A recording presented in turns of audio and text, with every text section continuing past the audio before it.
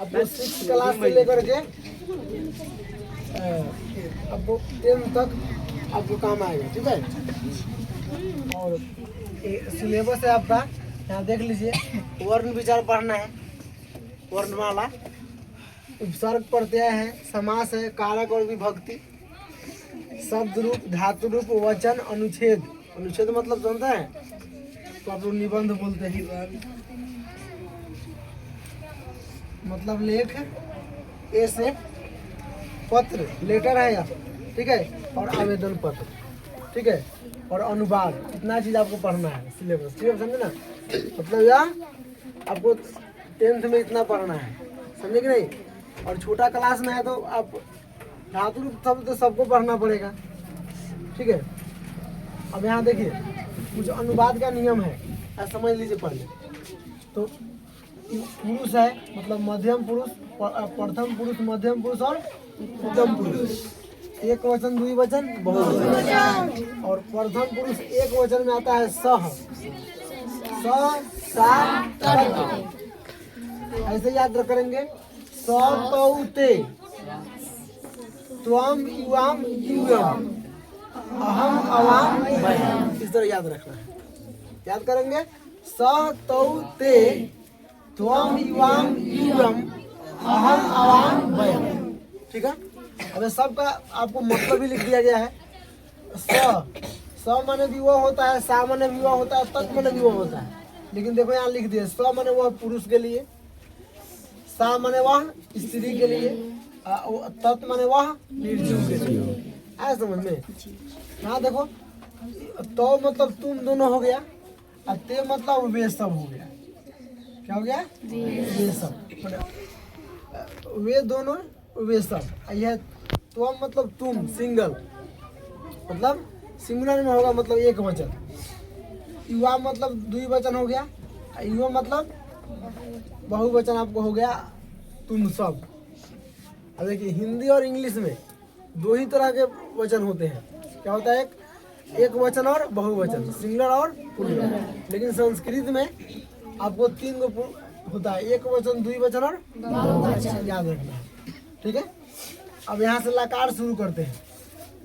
बिना आप लकार पढ़े आप अनुवाद नहीं बना सकते हैं, ठीक है। अनुवाद के लिए आपको क्या चाहिए? लकार चाहिए। उसी को आप लोग काल बोलते हैं या टेंस बोलते हैं।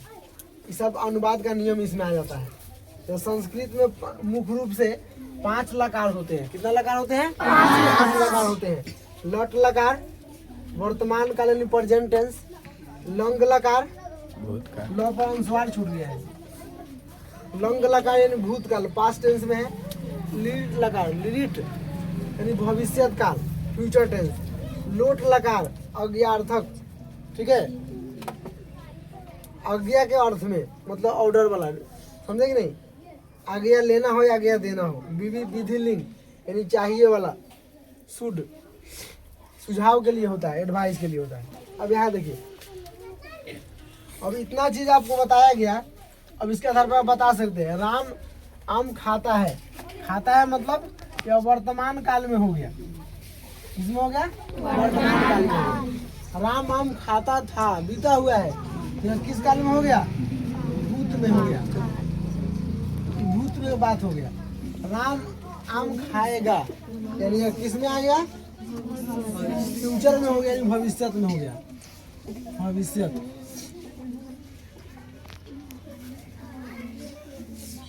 ठीक है। राम आम खाओ। अब यहाँ ऑर्डर दिया जा रहा है। जब ऑर्डर दिया जाए तो आज्ञा दिया जा रहा है तो किस लकार में हो गया? लोट लकार। ये हो गया आपका लोट लकार, लोट लकार में हो गया। तुम पटना जाओ, ये भी आपको, तुम सब भागो, ये सब आपको लोट लकार में होगा। राम को पटना जाना चाहिए। अब एडवाइस दिया जा रहा है, तो एडवाइस यानी सुझाव दिया जा रहा है, तो विधि लिंग में आ गया। किसमें आ गया? या विधि लिंग लकार हो जाएगा, विधि लिंग।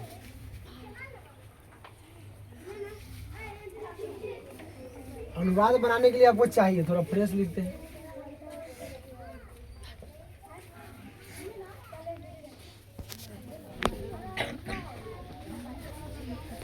ठीक है। अब कुछ धातु है, धातु को हम लोग हिंदी में क्रिया बोलते हैं, अंग्रेजी में वर्ब बोलते हैं, संस्कृत में धातु बोला जाता है। ठीक है, अब धातु भूस, ठीक है, ऐसे आप भूस हलंत लगा सकते हैं। ठीक है, ऐसे भूस मतलब सजना, यानी भूस में होता है सजना, तैयार होना। भूस्ती होता है, भूस्ती के रूप में चलता है, चलना यहाँ लिख रहे हैं, चलना है। यानी कौन सा धातु किस रूप में चलता है, उसका अर्थ क्या है यहाँ बताया जा रहा है। गर्ज मतलब गरजना, गर्जती के रूप में चलता है। ठीक है, लिख, लिख माने लिख धातु है, मतलब वर्ब है, किसके रूप में चलता है, लिखती। इस तरह हंस है, हंस मतलब होता है, अर्थ हो गया इसका, और हंस का मतलब होता है हंसना, और ये हंसती हो जाएगा, समझे। धाव का माने होता है दौड़ना, माने धावती के रूप में चलता है। चल मतलब होता है चलना, माने चलती के रूप में चलता है। पठ मतलब पढ़ना, पठती के रूप में चलता है। अर्च मतलब पूजा का, पूजना। ठीक है, तो ये अर्चती के रूप में। नम मतलब प्रणाम करना, नमती के रूप में चलता है। गम या गछ जाना, जाना होता है। गम माने जाना, या गछ माने भी जाना होता है, गछती के रूप में चलता है। गम गछ के रूप में चलता है, समझ में आया। खेल या क्रीड, तो खेलना होता है, आकार मिटा गया है। ठीक है, क्या होता है, खेलना। किस रूप में चलता है, खेलती या क्रीडती, क्रीडती। भू माने होता है, भू भाव के रूप में चलता है, भावती। भू माने होता है होना। शांत रहिए, इधर हिला है, खोदना, हंती के रूप में चलता है। ठीक है, दह मतलब होता है जलाना, दहती के रूप में चलता है। ठीक है, द्रव धातु मतलब होता है पिघलना, द्रवती के रूप में चलता है। ठीक है, यहाँ देखिए, सींच मतलब होता है सींचना, सिंचती के रूप में चलता है। वध मतलब होता है बोलना, बदती के रूप में चलता है। गम मतलब जाना, खाद मतलब खाना यानी खादती के रूप में। पच मतलब पकाना, पचती के रूप में चलता है। अस मतलब होता है होना, किसके रूप में चलता है, अस्थि के रूप में। कृत, क्री मतलब करना, किसके रूप में चलता है, करोती। दा मतलब देना, दादाती के रूप में चलता है। दृश्य मतलब देखना, पश्यति के रूप में चलता है। प्रक्ष मतलब होता है पूछना, तक्षति के रूप में चलता है। इस मतलब होता है इच्छा करना, इच्छति के रूप में चलता है। मिल मतलब मिलना, मिलती के रूप में चलता है। इशारा का सारा वर्ब हुआ, किस रूप में कौन सा वर्ब चलता है, उसका अर्थ क्या है हम जान गए। अब यहाँ आते हैं आपको लट लकार वर्तमान काल। यह बहुत ही, यही नियम है, समझे कि नहीं, यही नियम है, इसको आपको याद रखिएगा। तो कोई सा भी आपको पूछेगा आप बना सकते हैं, समझ में आया। चाहे आपको पठ पर बनाना हो, चाहे चल पर, खेल पर, घाव पर, गम पर, आप इस पर बना लेंगे। कौन है लट लकार वर्तमान का, क्या नियम है, प्रथम पुरुष है, प्रथम पुरुष में ती तह अंति। इसका मतलब हो गया, मतलब और नहीं रहेगा, और जो है पिछला वर्ड में जुड़ जाएगा, ऐसा रहेगा नीति। ठीक है, सी थह, थह देखो, इसमें विसर्ग, इसमें विसर्ग नहीं है। आमी आवह आम, मतलब इसमें क्या है, विसर्ग है, इसमें विसर्ग है, यहाँ आकार है। इस तरह आपको याद रखना है, समझ में आया कि नहीं। अब जैसे पठ पर बनाना है, तो खाली छोड़ दिए इसलिए। तो पठ धातु है, तो सब में पहले पठ लिख दो। सिर्फ हम पठ लिख रहे हैं, क्या लिख रहे हैं, पठ। सब में हम खाली पठ लिख रहे हैं, समझ में आया।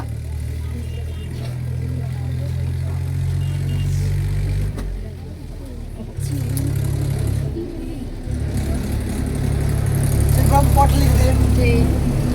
अब मेरे पास नियम क्या है, ती लगाना है। तो पठ में अगर ती लगाइएगा तो क्या हो जाएगा, पठती। पठ में तह लगाइएगा तो हो जाएगा पठतः। पठ में अंति लगाइएगा, अंति मतलब होगा पठंती, पठती, पठतः, पठंती। ठीक है, अब इसमें देखिए मध्यम पुरुष में सी लगाना है पहले। तो पठ में सी लगाइएगा तो पठसी, पठ में थ तो पठथ,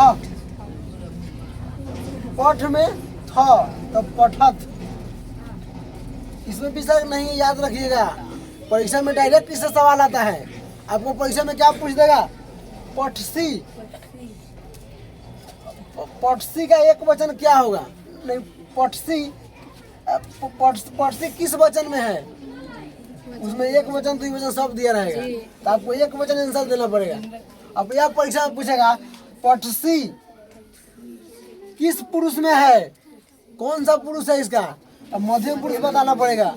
आपको ऐसे दे देगा पठंती, पठंती का कौन सा पुरुष है, किस पुरुष में है पठंती, तो आपको प्रथम पुरुष में है, एक वचन बहुवचन में है। ऐसे डायरेक्ट सवाल आता है परीक्षा में, आप सेट उठा कर देख लीजिएगा। जो भी प्रीवियस ईयर है, जो भी क्वेश्चन बैंक में सवाल आता है आप देख लीजिए, डायरेक्ट सवाल इसी से आता है। तो नियम क्या है, आप जब यह याद रखिएगा तो आप गलत नहीं कर पाइएगा वहाँ, समझ में आया कि नहीं। इसलिए ज़्यादा ग्रामर ही पूछा जाता है परीक्षा में, बुक से बहुत कम सवाल है, 40 नंबर के आसपास पूछा जाता है, समझे। इसमें 2 बुक है, तो 2 बुक से सवाल 40 नंबर के, और सारा का सारा क्वेश्चन ग्रामर से रहता है, समझे। पत्र है, आवेदन पत्र है, और पठित का ध्यान है, समझे कि नहीं। अब यहाँ पे देखिए, अब दूसरा तो हम बना लिए, तीसरा देखिए उत्तम पुरुष में देखिए अन्य पुरुष। अब इसमें क्या है, आमी, आमी मतलब एगो आकार लगाना है, फिर हर्षिकार लगाना है, फिर मी, आमी हो गया। तो पठ में आमी तो पठामी, अब पठ में आव, आव मतलब पहले एगो आकार है, एगो म, ऐसे आवह लगा देना है, और आम एगो आकार और म में विसर्ग, पठामी पठाव पठाम। आपका पठ धातु क्लियर हो गया। अब इस तरह पठ हो गया। अब गम वाला बना लेना है, चल वाला, खेल वाला, धाव वाला, बनाते बनाते आपको याद हो जाए। नियम क्या है, आपको यही लौट लकार वाला जो नियम, जो फ्रेम है, जो ढांचा बना के दे रहे हैं, इसको याद कर लीजिए। पूछो पर पूछेगा, आप गलत नहीं करिएगा, कोई दिक्कत नहीं। अब यहाँ देखिए, अब कुछ शब्द है, उसका वचन और लकार बताना है, देख रहे हैं। उसका लकार क्या है, किस वचन में है और किस पुरुष में है। अब यहाँ देखिए, यहाँ क्या लिखा है, धवामी लिखा हुआ है, क्या लिखा है, मी। लास्ट में हम लोग मी कौन में है, यही में है मी जी। तब देखो मी कौन वचन में है, एक वचन। फिर लकार देखिए, कौन लकार है, लौट लकार, यहाँ लौट लिख देंगे। कौन सा लकार है इसका, लौट लकार है। और फिर कह रहा है कि पुरुष, अब किस पुरुष में है, उत्तम पुरुष, यहाँ लिख दे, उत्तम लिख दिए, पुरुष पड़ता है। और वचन, और किस वचन में है, एक वचन। आया समझ में, कोई दिक्कत। चलिए एक और देखते हैं, यहाँ खेलत लिखा हुआ है, खेलत देखिए, विसर्ग नहीं है, ध्यान दीजिएगा।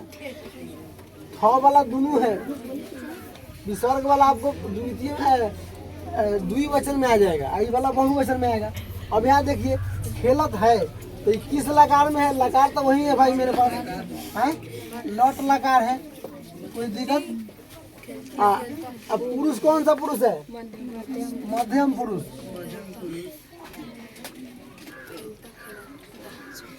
ठीक है, और ये क्या है भाई,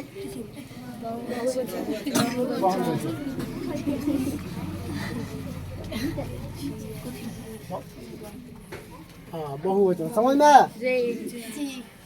लौट ठीक है, नहीं लिखे लौट, हाँ ठीक, समझ में आया। अब सारा का सारा आप लोग बना लीजिएगा, आप वीडियो देख के आगे पीछे कर लीजिएगा, समझ में आ जाएगा, समझे।